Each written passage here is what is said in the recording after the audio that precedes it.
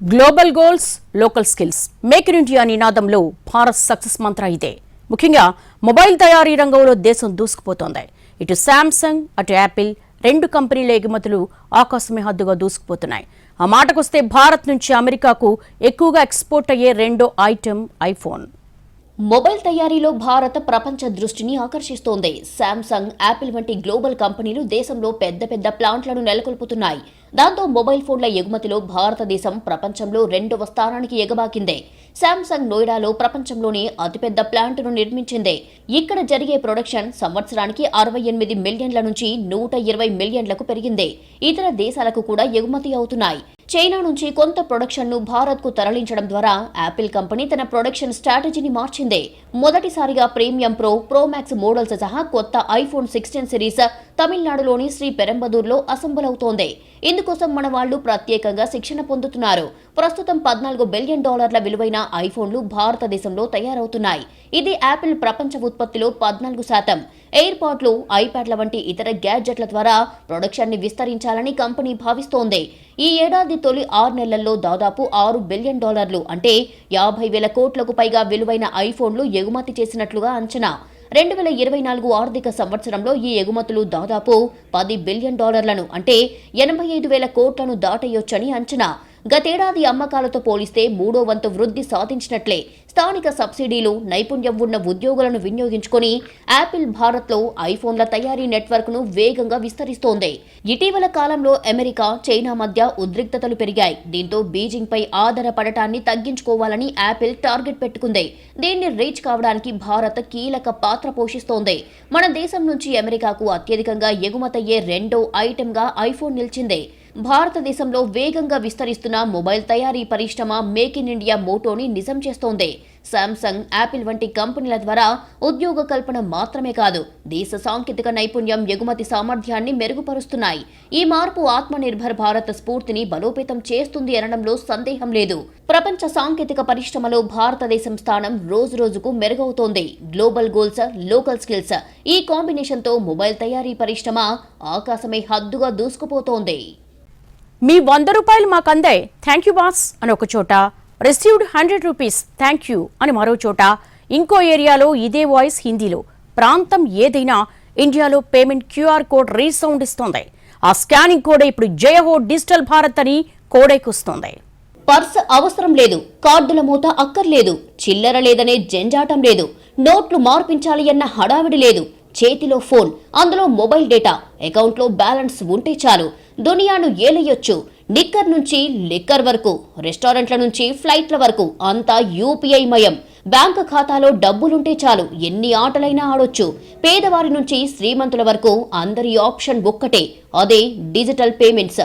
మారుమూల గ్రామమైన, మహానగరమైన దేశమంతా ఇప్పుడు డిజిటల్ పేమెంట్స్ విప్లవమే. గత 3 ఏళ్లతో పోల్చుకుంటే ఈసారి యూపీఐ చెల్లింపులు దాదాపు రెట్టింపయ్యాయి. ముఖ్యంగా కరోనా మహమ్మారి తర్వాత దేశంలో డిజిటల్ పేమెంట్స్ వేగంగా పెరిగాయి. 2021 మార్చి ముగింపు నాటికి 14 నుంచి 19% ఉన్న డిజిటల్ చెల్లింపులు 2024 మార్చి నాటికి దాదాపు 40 నుంచి 48% చేరాయి. అంటే దాదాపు 3 ఏళ్లలో రెట్టింపు కంటే ఎక్కువగా పెరిగాయి. 2021 జనవరి మార్చి మధ్య కాలంలో నగదు చెల్లింపుల వాటా 81 నుంచి 86% నమోదయ్యింది. అదే 2024లో అదే సమయానికి 52 నుంచి 60% పడిపోయింది. కేంద్రం 2016లో 500, ₹1000 నోట్లను రద్దు చేసింది. ఆ సమయంలో యూపీఐ విధానాన్ని అందుబాటులోకి తీసుకువచ్చింది. ఆర్థిక లావాదేవీలకు ఇబ్బంది కలగకుండా ఈ చర్యలు తీసుకుంది. 2020లో కోవిడ్ సమయంలో డిజిటల్ లావాదేవీలు ఊపందుకున్నాయి. వ్యక్తి నుంచి వ్యాపారికి జరిగే లావాదేవీలలో యూపీఐ వాటా 2020-21లో 33%గా ఉండేది. అది 2023-24 నాటికి 69%కి పెరిగిపోయింది. సాధారణంగా నగదు చెల్లింపులు జరిగినప్పుడు చిల్లర సమస్య ఎక్కువగా ఉంటుంది. డిజిటల్ పేమెంట్ విషయంలో ఆ ఇబ్బంది ఉండదు. డబ్బులను ఆన్లైన్ ట్రాన్స్ఫర్ చేయడం చాలా సులువుగా ఉంటుంది. దీంతో ఎక్కువ మంది ఈ విధానాన్ని అనుసరిస్తున్నారు. భారత్లో యూపీఐ పేమెంట్ల ద్వారా ట్రాన్సాక్షన్ చేయడానికి విదేశీయులు కూడా ఇంట్రెస్ట్ చూపిస్తున్నారు. ముంబైలో పర్యటిస్తున్న స్పెయిన్ ప్రధాని పెడ్రో సాంచేజ్ దీపావళి వేడుకల్లో పాల్గొన్నారు. ఈ క్రమంలో యూపీఐ ద్వారా పేమెంట్ చేసి వినాయకుడి విగ్రహాన్ని కొన్నారు. యూపీఐ పేమెంట్లను భారత్లోనే కాకుండా ఇతర దేశాలు కూడా యాక్సెప్ట్ చేస్తున్నాయి. ఇటీవలే మాల్దీవుల్లో కూడా యూపీఐ పేమెంట్స్ సిస్టమ్ ని ప్రారంభించేందుకు సమాయత్తమయ్యారు.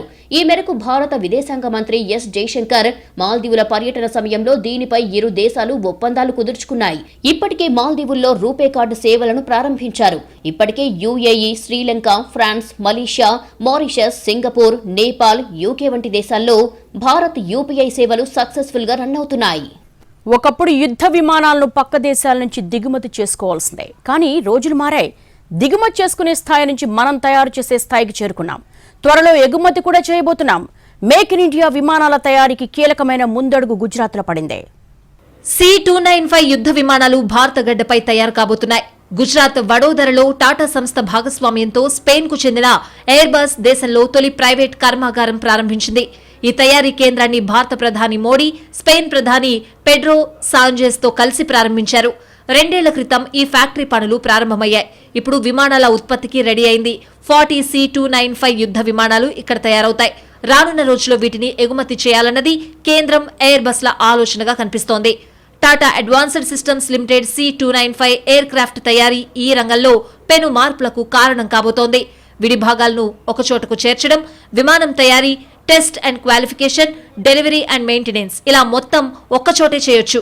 మన వాయుసేన 1960 నుంచి ఉపయోగిస్తున్న HS-748 రవాణా విమానాల స్థానంలో వీటిని రీప్లేస్ చేస్తారు. 71 మంది జవాన్లు లేదా 50 మంది పారాట్రూపర్లను దీనిలో తీసుకువెళ్లొచ్చు. భారీ విమానాలు వెళ్లలేని చోటకు ఇవి వెళ్లగలుగుతాయి. అనుకూల పరిస్థితుల్లోనూ ల్యాండింగ్, టేకాఫ్ దీని ప్రత్యేకత. దీనికి తక్కువ రన్వే సరిపోతుంది. దీన్ని water bomb, air tanker, ambulance, VIP carrier ఇలా దేనికైనా వినియోగించే వీలుంది. మోడీ ప్రభుత్వ మేక్ ఇన్ ఇండియా వ్యూహంలో ఈ సైనిక విమాన తయారీ కీలకం కానుంది. దేశీయంగా విమాన విడిభాగాల తయారీ సంస్థలకు ఇది వరంలా మారనుంది. ఎయిర్ బస్ 37 మంది స్థానిక ఉత్పత్తిదారులను గుర్తించింది. అందులో 33 చిన్న, మధ్యస్థాయి సంస్థలే. ఈ సైనిక రవాణా విమానానికి 14,000 విడిభాగాలు అవసరమవుతాయి. అందులో 13,000 విడిభాగాలు భారత్లోనే తయారవుతాయి. 2030 నాటికి ఈ విమానాల తయారీలో అవసరమయ్యే 78% ఉత్పత్తులు దేశీయంగానే తయారవుతాయని అంచనా. దీనివల్ల టాటా సంస్థ 600 మంది నిపుణులను నియమించుకోనుంది. 3,000 మంది సెమీ స్కిల్డ్ వర్కర్స్ కు ఉద్యోగ అవకాశాలు దక్కుతాయి. మరో 3,000 మందికి పరోక్షంగా ఉపాధి దక్కనుంది. సైనిక రవాణా విమానం తయారీలో ఇది ఓ ముందడుగు మాత్రమే. త్వరలో మరిన్ని సంస్థలు భారత్లో యుద్ధ విమానాల తయారీకి ముందుకొచ్చే అవకాశాలు కనిపిస్తున్నాయి. భారత్ అంటే ఒకప్పుడు ఆయుధాల దిగుమతిదారు. కానీ ఇప్పుడు సీన్ మారింది. డిఫెన్స్ ఎక్స్పోర్ట్స్ లో మన దేశం దూకుడు ప్రదర్శిస్తోంది. రక్షణ పరికరాలు కొనుగోలు చేస్తున్న జాబితాలో ఆర్మేనియా లాంటి చిన్న దేశాలే కాదు, అమెరికా, ఫ్రాన్స్ వంటి పెద్ద దేశాలు కూడా ఉన్నాయి. భవిష్యత్తులో ఈ ఎగుమతులు మరిన్ని పెంచాలని కేంద్రం టార్గెట్ గా పెట్టుకుంది. భారత్ దేశీయ రక్షణ పరికరాల ఎగుమతులను పెంచుతోంది. ప్రధానంగా అమెరికా, ఫ్రాన్స్, ఆర్మేనియా దేశాలు భారత్ నుంచి ఎక్కువగా కొనుగోలు చేస్తున్నాయి. ప్రభుత్వ, ప్రైవేట్ రంగంలోని పలు భారతీయ కంపెనీలు 100 దేశాలకు ఆయుధ ఎగుమతులు చేస్తున్నాయి.